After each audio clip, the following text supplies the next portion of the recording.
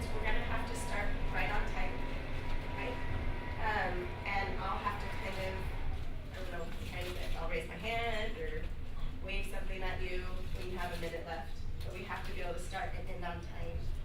Or else, I don't know, we don't want to meet during the final week, right? So, what's the time frame for the thing? 5 minutes? 5 to 7 minutes, yeah. Which can go quick, yeah. Could we do like anything in our presentation? What's that? Okay, yeah. An extra fee? What do you mean by anything? Well, is it like pretty much like show and tell? Is it just like a slideshow? Yeah, you could do a PowerPoint. If you have a small video clip that you'd like to show, great. Just make sure that it's ready to go. I would ask, and I'll send a reminder email, I would ask that if you are going to do a PowerPoint or something like that, please email it to me before the day that you present, or even that morning, just so that we have those ready to go. We don't have to spend time waiting for those to upload and things like that. Okay, so yeah, I'll email that example of the outline today, and then I'll just email a reminder that if you are going to use a PowerPoint or something like that, just send me a copy before the day you present so that it can be ready to go.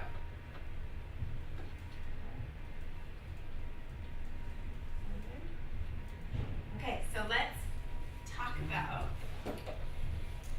it's our last lecture class, I guess. Okay. So we're going to talk some more today, right, about therapy. So my big question for you today is, does therapy work? Okay? So I don't know if I've told you guys this story before. If I have, I apologize. It's kind of one of those stories that I feel like I share a lot, and so hopefully I haven't already shared it with you. Before I went to grad school, I worked in Idaho. So I went to BYU, Idaho, and then I stayed there for about a year and worked as a behavioral specialist. And it was pretty intense work.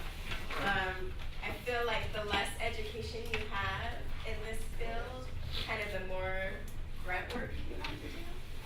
And so we were in the homes, we were in the schools, we were working one-on-one with these kids, and honestly, I was burning out. It was exhausting work, right? And I remember I went to a friend that I worked with that had been doing it for like, I think 3 years. And I asked him, I was like, how do you do this? How are you doing this? And you look pretty sane. You look like you have it together. How is this not killing you like it's killing me, kind of thing? And he said to me, he said, if you think you're going to make a difference in these kids' lives, then you're going to burn out. And I don't know about you, but when I heard that, what do you think my initial reaction was? What's that? Isn't the purpose of Yeah, isn't that the purpose? Right? Yeah, and that was, I was kind of taken aback when he said that. I was like, how heartless are you? Kind of thing. Like, okay, no wonder you're doing great because you don't even care about these kids that you're working with, right? But it took me a lot of years, and especially going to grad school and kind of getting some more training on clinical work, to realize what an amazing piece of advice that he gave me. And kind of, it was a gem.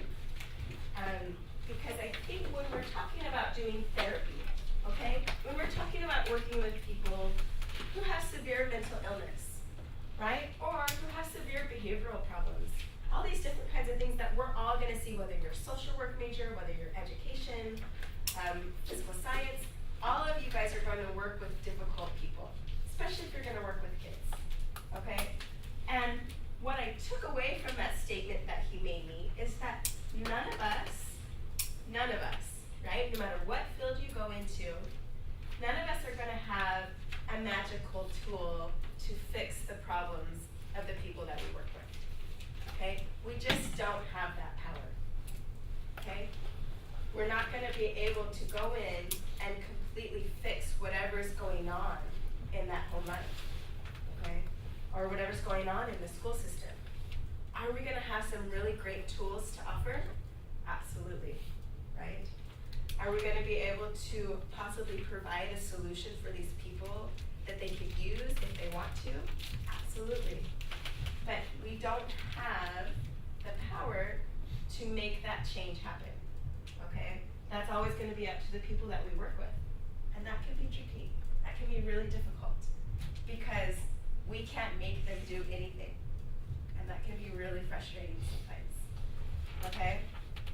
So when I think about what he said and how does this relate to our question, does therapy work? What do you guys think? How does his, piece of advice, hey, if you think you're gonna make a difference, you're not gonna make it. What do you think, Eldon? It kind of reminds me of something Elder Holland said about missionary work. He Mhm. said all we really want the missionaries to do is to love the people. Yeah. If they get baptized, that's great. If they don't, that's unfortunate, but it's also fine. But love them anyways, right? Yeah, so like with him, of course we're like, isn't that the point of the job? Right. But there's the principle of love behind that. He obviously cares about the people and whatnot, but his success is based off of what he does for them, not necessarily the results of that. Right. Because that's dependent on things outside of us. Exactly, and I think that's a really great point to bring it back to, is this idea of, okay, yeah, we have all these tools, we have all this training, but at the end of the day, if you don't care about the people that you work with, right? If you don't have some kind of relationship with them, then chances are change might not really happen. Okay, so what do you guys think? Just kind of your own opinion after, we've had a semester-long discussion about so many different topics. Do you think that psychotherapy works? Does it do what it says it's gonna do?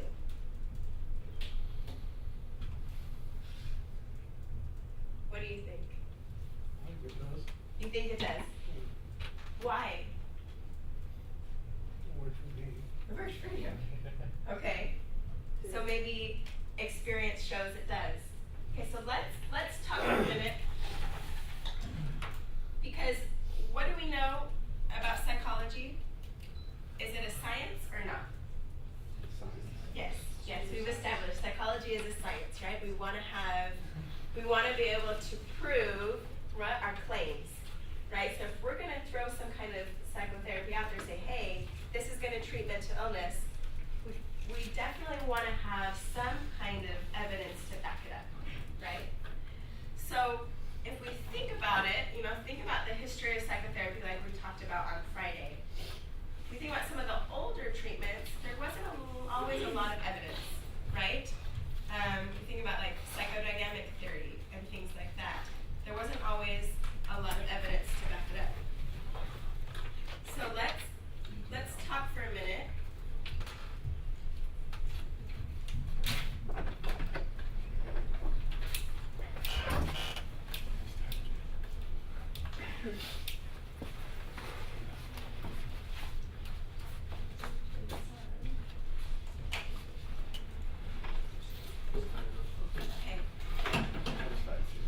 Okay, so what makes something effective? Okay, one of the big buzzwords kind of in psychotherapy right now is evidence-based, right? So is there evidence? Can we prove that what we're going to do, how we're going to treat this anxiety disorder, is there evidence to prove that what we're doing can be effective? Okay? Because if we can't prove it, then why are we doing it? Right? Why are we spending years in therapy if we can't prove that it's working? Okay?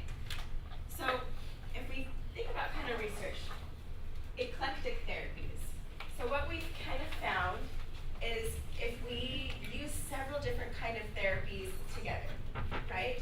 So just like we talked about on Friday, so if you're going to use behavioral therapy, maybe with some client-centered ideas and some cognitive therapy, if you kind of pick and choose the best pieces of each to treat a specific disorder, chances are you're going to have a greater degree of success, okay? So you want to be able to pick the best parts because they all offer something different, right? They all offer maybe a little bit different perspective. And what we find too with this idea of eclectic therapies is that it's going to fit based on the individual. So just like Eldon was saying, this idea of missionary work and love, right? If you know this person well enough to know, hey, I think this therapy model might fit really well with you, kind of thing, then then chances are you're gonna have greater success in treating the mental illness. Okay, so we want that idea. Okay, so we also know 75 to 95% feel that psychotherapy has helped them. Okay, so those that have engaged, have done some kind of psychotherapy, 75 to 90% would say, you know what, it helped, which is pretty high, right? I think it's high. It makes me feel better about the job that I do, seeing a member like that. So that's a pretty good statistic to say. Maybe we don't know exactly what helped them, but they said it did. It did help them. Okay? We also know to make therapy effective, the longer a person stays in therapy, the greater the improvement. Okay? So the question too then, as we talk about psychotherapy, is how long is long enough? What do you guys think? What's that? Depends on the person. So what would you think? How would we gauge that?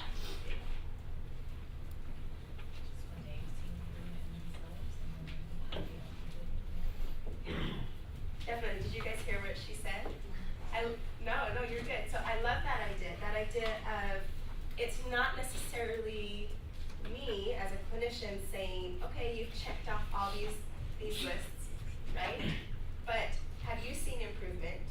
Are you kind of where you want to be?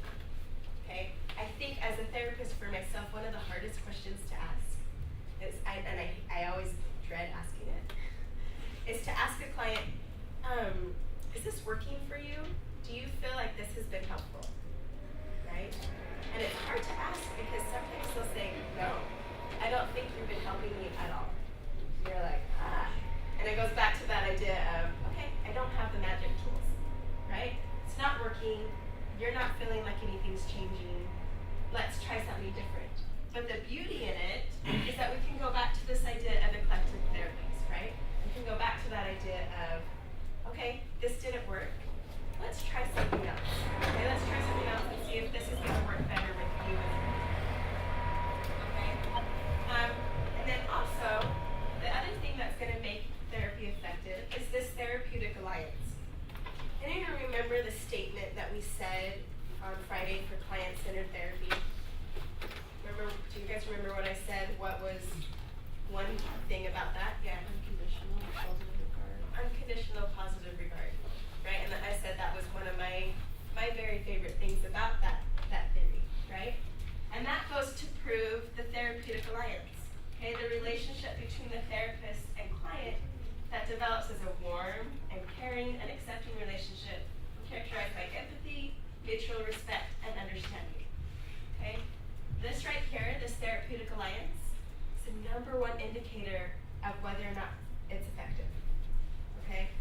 And I think, like I said, I think that was perfect, that quote that Eldon shared. Right? This idea of, is there empathy, mutual respect, and understanding? And if there's not, you can almost guarantee that therapy isn't going to be very effective. Okay? So what I often tell people is I'll get people coming to me all the time saying, hey, do you think I should go see a therapist? This is kind of what's going on. And I'll say yes. You know, like, go for it. I think that's a great idea. But I always tell them, if you go to a therapist and you go a couple times and you don't feel like this is there, find someone new, right? Or bring it up, right? Because if you're just going to continue to go to see somebody and you don't feel like they care about you, and there's that mutual respect, once again, it's probably not going to do any good, right? And I think, even though Teo said, hey, yeah, I think it works, I think, you know, I get a lot of people that say, I went to a therapist once and it was awful, right? And chances are they won't ever go back. So I think it's important to know that how important this is. And if you don't feel like it's there, to find somebody else, okay? So this is what we know can make psychotherapy effective. Anybody have any questions about any of these ideas?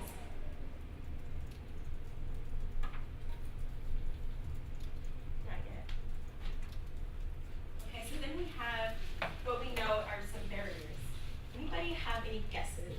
What could be some barriers barriers to making psychotherapy effective? What do you think?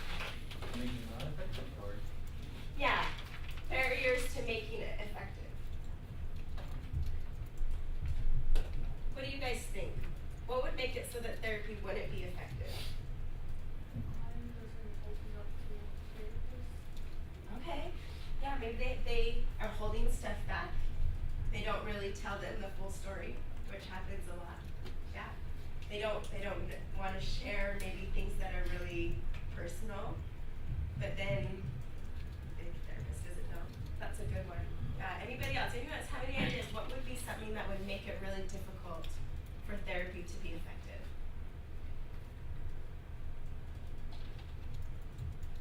Maybe the thinking like, oh, nothing's wrong with me, I'm just Mm. here. Because I might have told me there's nothing wrong with me.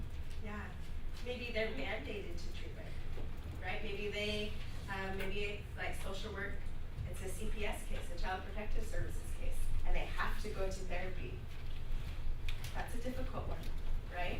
They don't want to be there, and they don't think anything's wrong with them, kind of thing. Definitely. Any other ideas? Doesn't stick to what they need to do. Okay, so like maybe the therapist gives them something to do and they don't do it, right? Yeah, these are all really, really good ideas. These different ideas about what makes it effective. So one thing that we find is a barrier is language, right?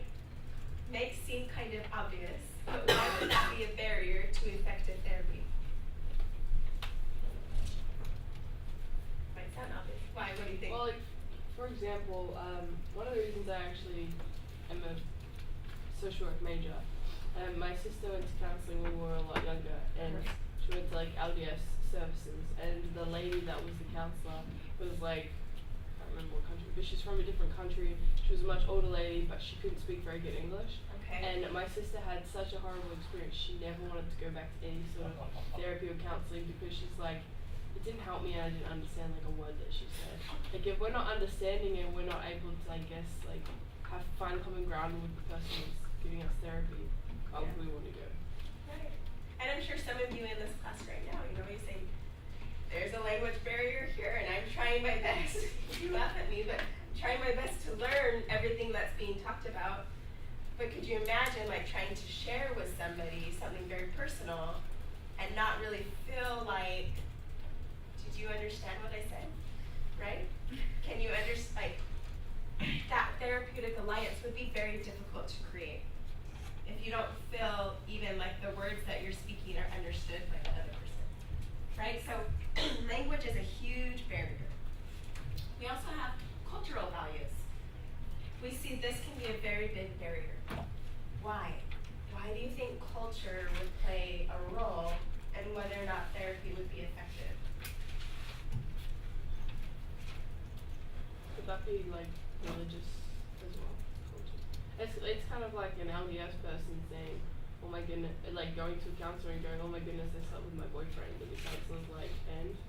Like, you know what I mean? Like if you go to someone who's non-LDS and you give an LDS issue, people are not going to really understand that. That's and not normal, be that's able to healthy, great, like what's the big deal kind of thing. Exactly. And if they didn't understand that about LDS culture, they didn't understand how much of a big deal that is, then they wouldn't understand kind of the anxiety or maybe the emotion that's attached to that experience for you, right? So yeah, so cultural sensitivity, and I think, like you said, religion is a part of that. You know, being sensitive to other people's cultures and their values and, you know, maybe their religious beliefs. Why else do you think culture would be a big role in whether or not therapy is effective?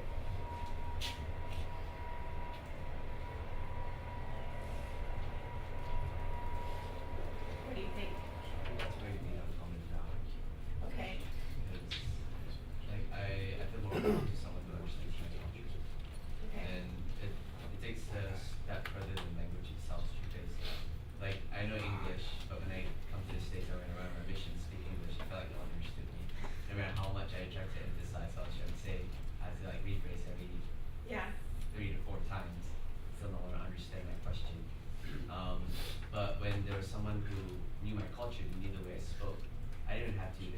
think about rephrasing it, I just think about the next thing I want to say.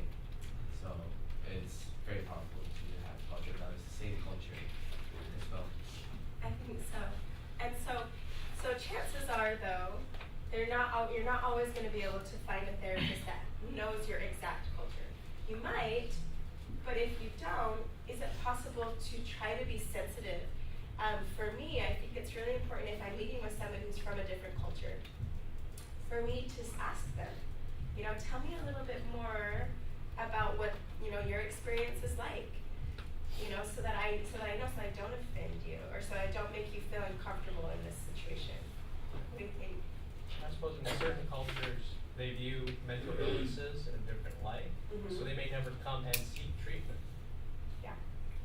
Yeah, I think, were you sharing about like in Korea about the shamanism, right? And how that's where you might go to first, or always be first seeking like mental health treatment, right? So these fortune teller shamanism kind of thing, that's way more culturally acceptable, right? Than going to see maybe a psychotherapist. And also, if people thinking that going to psychotherapists, Mhm. admitting them, it means they have a huge problem with their mental health. So you have huge mental illness to go see a psychotherapist. That's the thought at least, right? But if you're gonna go see a shaman or something like that, That's a normal, everybody does it, yeah. right? Can be acceptable. Yeah, so understanding that for them to come to you might be a really big deal for them. They might be feeling very insecure or ambivalent about being in that situation. You know, here in America it might not be a big deal. But for them to come to you, this was a big step for them. And for you maybe to acknowledge that, right, would make a big difference. Okay? So we have cultural values, social class. Okay? Yeah, what do you think?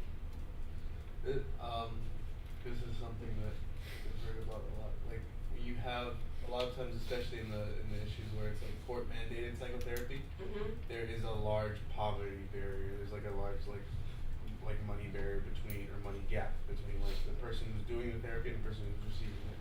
And so like they tend to, there's like a mindset, it's not always there, but sometimes it's present, where it's like this works for this person because they're financially well off, or this works for this person because like they have this circumstance or they don't have this extenuating circumstance that I have. Therefore the therapy is not useful to me and I don't have to listen to what they're saying. And that is so true.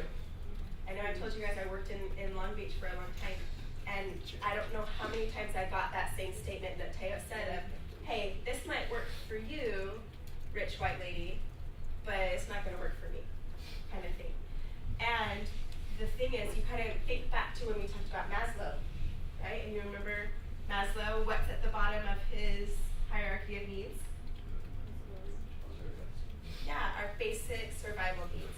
Food, shelter, you know, being able to be safe, right? And if we're not addressing those needs before we kind of tackle, you know, the mental illness, it's not going to be very effective, right? So understanding social class, understanding what's appropriate and normal for different social classes, and being sensitive to that, right? Being sensitive to understanding that they might feel different than you, okay? And just recognizing that, okay? Nonverbal communication, okay? Who here has nonverbal communication?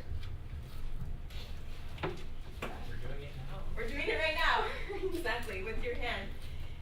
Does this differ from person to person? Does it differ from culture to culture? Right? How does it differ culture to culture, our nonverbal communication? I remember to some Japanese, like in Hong Kong we do like this army, Okay, but they are like this. okay.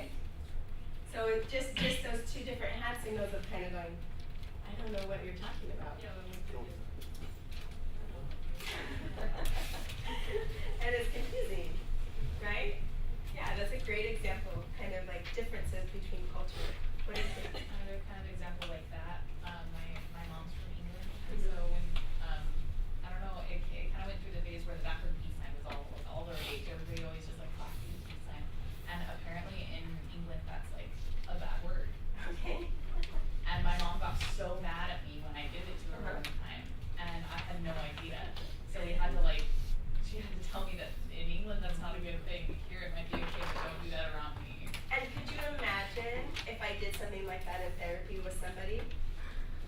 like did something to them that they thought I'm saying a bad word to you kind of thing.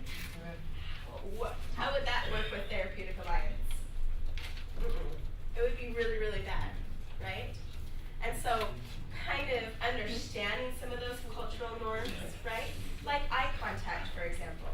In America, we're very big on, look me in the eyes kind of thing. But it's not like that everywhere. So if you have somebody that's not giving you good eye contact, does that mean something depending on the culture? Maybe, right? And can you be sensitive to that and understanding of it? And you not take offense, right? Same kind of thing. So nonverbal communication, it's going to differ culture to culture, person to person, and kind of paying attention to some of those things will be really, really helpful to building that alliance, okay? So any other questions or kind of, thoughts that you might have about barriers to effective psychotherapy before we kind of move on to our last section? No? And I think it's important because I know we're not all psychology majors in here. I know not all of us are going to be therapists and clinicians and all that. But I think it's important as we look at this list, I think the majority of us in this class are going to be working with people, right? So these are all important to know. Yeah. I think a lot of these things are just like, they're good stuff for anybody to have because they're good ways to communicate. Definitely. They're good things to keep in mind when you're interacting with people. Like, it's no longer like everybody that you're in the workplace with is from where you're from and has your same values. Some people are there from like halfway around the world and they've come there, this is their first time at a place like this. Right?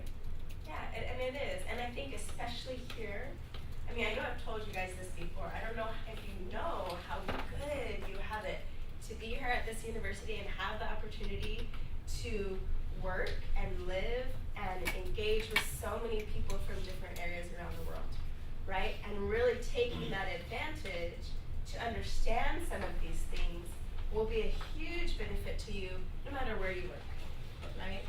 It's gonna help you to, like Teo was saying, that communication, just basic communication with other human beings. We're always gonna need to have it regardless of what field we're working in, right? Okay. Yeah. So I actually have a question. Do clients ever get like dependent on their psychologist that they're seeing? Absolutely. And so like that becomes a problem that they're not really seeking for a solution to things where they're just going and talking to someone about their problem. They don't actually do anything about it after the session. Right. And maybe they're in a really good place, and they might say, I don't want to stop therapy because I'm scared that once I stop, I'm not going to be able to do it on my own, kind of thing. And there have been instances where I've had to say, hey, you coming is no longer really helping. You need to just go, right? Kind of cut the ties, kind of thing. Kind of give them that self-confidence that you can do this. But yeah, I think that's another side of psychotherapy that could potentially be a barrier, right? But I think more than often, barriers usually have to do with things like this when you see it. Yeah, because I remember I've talked to a few people that you kind of tell have mental problems, and one thing that they love to do is just talk about just their Yeah. life and just be like, that's cool. It's Yeah. something to do. And just like we talked about on Friday when we kind of went through all those different therapy models, right? Therapy is so much more than just, let's talk about what's going on, right? This has some very clear ways to cope, or some different interventions, or some different things that we're going to want to do, right? So if therapy is just talking, then we can do that, right? Any of us could just talk to a friend, but it's got to be so much more than just talking about it. And that's a really, really good point, because then it probably isn't effective, right? You could talk to a friend, kind of thing. Okay, anybody else have any questions? Okay, let's talk for the last few minutes that we have in class, psychopharmacology. Okay, what is psychopharmacology? Yeah. What's that? Like dealing with like the distribution of prescriptions, like pharmaceuticals for different psychological disorders. are we using to treat psychological disorders? Right? Okay, so we're going to want to study that. And remember when we talked about the history of treating mental illness, right? We kind of started with this medical model, and remember when we were watching that video and it kind of was like all the different medical procedures? The field of psychopharmacology really helped take us to a whole different place as far as medically treating mental illness. Okay, so this is the use of drugs to control or relieve the symptoms of psychological disorders. Okay?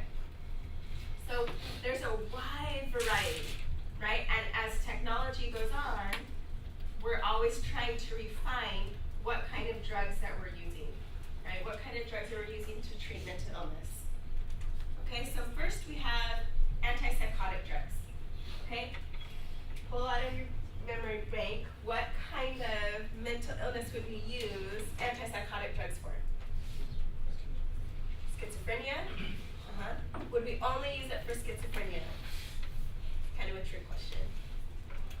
What do you guys think? Is there other times when you might use antipsychotic drugs?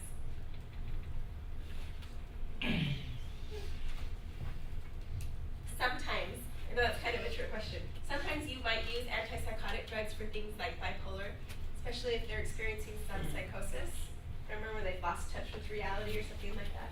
You might use it. So you're just going to use this anytime you're working with someone who has psychotic symptoms, right?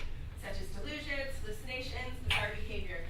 Okay, these are some of the names of some neuroleptics, atypical neuroleptics, partial dopamine agonists. So just different things. So let's review for a minute. It's been months, I think, since we talked about some of the neurotransmitters in our brain, right? But anyone can remember, going back to the brain, what happens with psychotic drugs? Like for example, with antidepressants, they create, it doesn't, it creates, like dopamine. It gives you that, it ups you.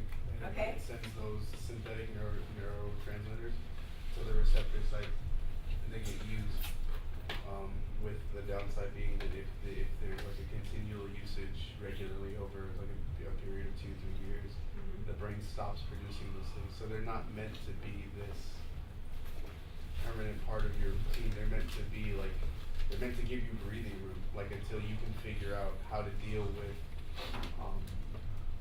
whatever it is, the disorder that you have. Right. And so we know, remember our cells, right? Where they meet, and the neurotransmitters are going to go from one to the other, right? So psychotic drugs or psychopharmacology, it's going to affect the way that neurotransmitters are passed from one cell to the other, or the way that they're received from one way to the other. It's really going to impact a lot of that functioning. Okay, so one thing we know with antipsychotic drugs is they have some pretty big side effects. Okay? I know we've talked about before that it's really difficult sometimes to treat mental illness, and one of the reasons is sometimes it's really hard to get someone to be consistent on medication because not only, hey, maybe, like the client I talked about, I like these voices, they're kind of fun, right? So they don't want to change anything, but two, when they're on the medication for a long time, it can really impair some things. So we have this thing called tardive dyskinesia, okay?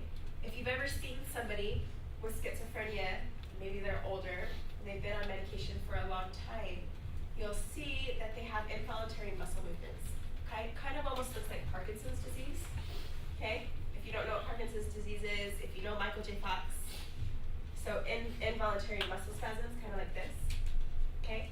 That's usually due to long-term medication, long-term antipsychotic drugs, okay? Then you also see a decrease in cognitive functioning, okay? And if you can imagine, part of that is what's going on with our cells in our brain, right? What effect is this medication having on the cells? Yeah? And do you find with a lot of the drugs, you have to have different, even though a lot of them are for similar illnesses, you have to have different kinds. Like I know someone, for example, who's on depression, and they're always changing a different drug because their body gets used to it and it no longer helps. So it's like they're always having to change. Yeah, and I think it's important if you are on some kind of drug, whatever it is, that you're constantly being evaluated for it, right? Let's constantly make sure that you're not just taking it blindly for 10 years, right? But that you're seeing someone regularly to make sure that this drug is effective. And because, like I said before, technology is always changing. We're always getting new and better drugs too that might have fewer side effects, okay? And that's kind of the hope with some of these antipsychotic drugs. Always looking for ones that are going to have fewer side effects. Because if they have fewer side effects, what do you think the chances are that you're going to get somebody willing to take them? Right? It's going to go up. Right? If they're not going to experience really bad side effects, chances are they're more likely to take the drug. Okay? So then we also have anti-anxiety drugs used to treat and calm anxiety reactions. Typically, they're minor tranquilizers. Okay, so what does a tranquilizer do? Let's think back to our chapter on drugs. It depresses. What does it depress? What's that? Think about your body. If you're feeling anxious, a minor tranquilizer might calm down your autonomic nervous system. Exactly. Yeah. So it's a minor tranquilizer. Usually calms down your nervous system, right? So those uncomfortable feelings, the racing heart, the sweaty palm, all of those different experiences that you have when you feel anxiety, this is going to help to do that. There's many side effects with benzodiazepines, and they're highly addictive. Why do you think these would be highly addictive? Anti-anxiety medication. Probably it's meant to deal with severe cases of mental health as well. That's why. Okay, so maybe they're meant for only severe cases of mental health. Okay. Do we see? Why else might you think? Why else do you think these would be highly addictive? What do you think? Because everybody wants to feel chill, I feel like. Okay. And so once you kind of feel that feeling, I feel like sometimes if it started to come back at all, they just start overtaking the drug and get addicted to it. I think that's a good point. Another part of this is they're very fast acting. Okay? So you might take something, so a very popular anti-anxiety medication would be like Xanax. Anybody heard that name before, Xanax?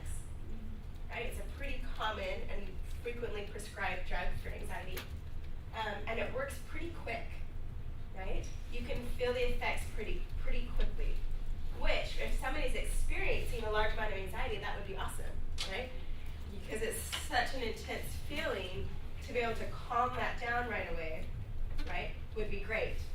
Now, like you were saying, the flip side of it, though, is there a purpose to anxiety for our body?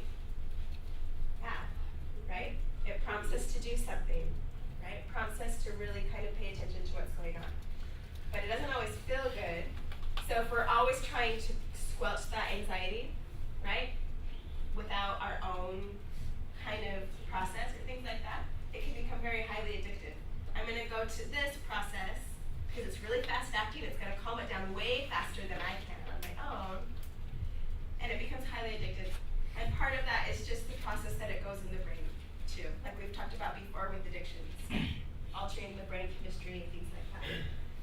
Okay, so anti-anxiety drugs. Then we have anti-manic drugs used to treat mania. Typically you use something like lithium. Okay? And you remember what mania is. Which one? It's like one part of the bipolar. Okay. Just like the more active part. Yeah. Extremely hyperactive, right? Extremely hyperactive, energy, not always have logical thoughts put together, but we'll use something like lithium to kind of treat anti-mania, okay? Then we have antidepressant drugs. Drugs used to treat depression and anxiety. And we have a big wide range of these, okay? And I think this is probably where we have maybe the most widely prescribed types of drugs. And all of these kind of go back to this idea of how are we changing the neurotransmitters, right? So we have things like selective serotonin reuptake inhibitors. Okay, do you remember when we talked about that? So I'll do a little demo for you again, just like Teo was saying. So we have a cell right here, and a cell right here. Okay, we have serotonin, which if we remember, serotonin makes you feel good, right? It's a mood, it affects your mood, it makes you feel good, makes everything feel nice. So it's going from one cell to the other, okay? And it's gonna bind right here. We can turn this off so everyone can see.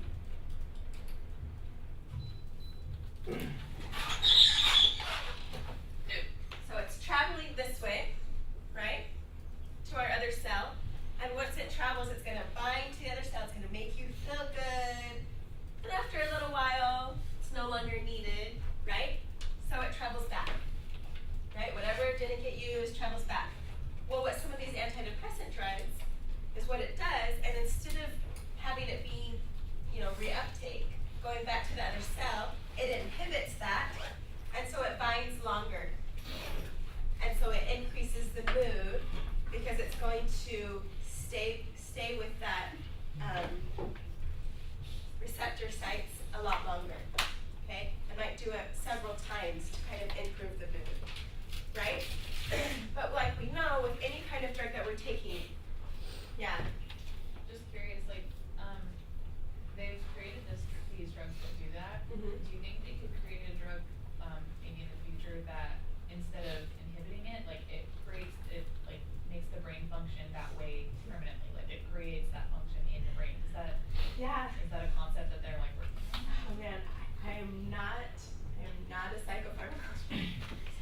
But I think that's, to be able to kind of rewire the brain in that way would be amazing, right?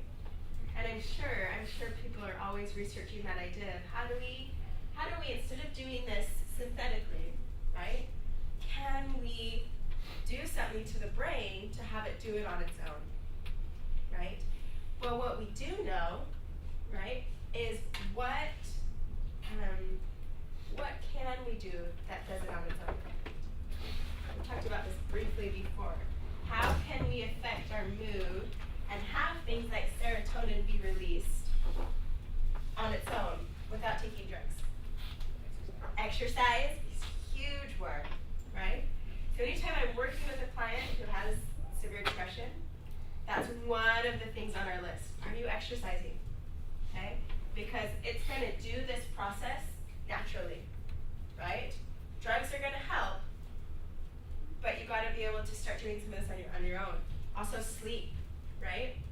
Are two big foes, right? Are we exercising? Are you getting enough sleep? Are you taking care of your body, right?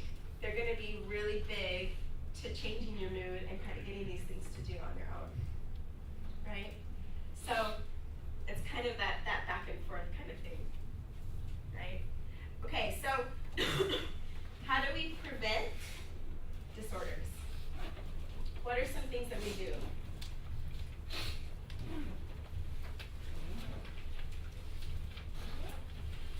Now that we've kind of, like I said, we've had a semester long, here's a brief view of psychology and all of it. What do you think? Get lots and lots of sleep. Get lots and lots of sleep. Yeah, definitely.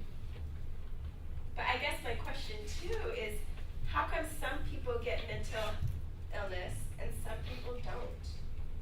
And how can we, for our own selves kind of say, how do I ensure that I don't, develop a mental illness later in life or in the next year or something like that? What can we do besides getting lots and lots of sleep, which is extremely important?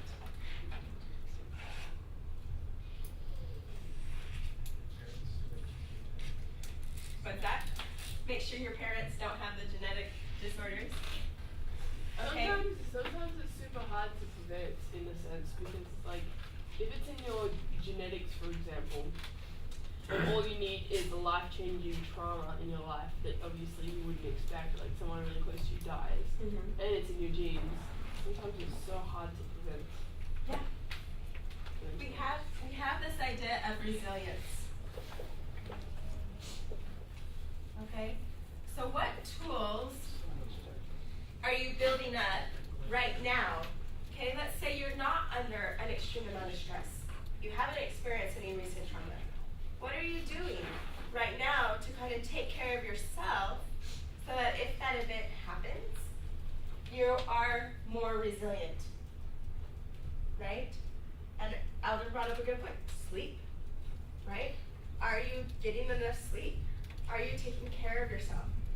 Are you going back to the chapter on stress, are you viewing life events as very stressful? Or are we able to experience less stress in our life by reducing some of those external stressors, right? Because we know the more stress, the more likelihood that you might have some kind of mental illness too, right? So, are you able to cope? How right now are you coping with stress or with trauma? Right? Are you able to cope with it? Are you exercising? Okay? And then how are you creating a healthy environment for yourself?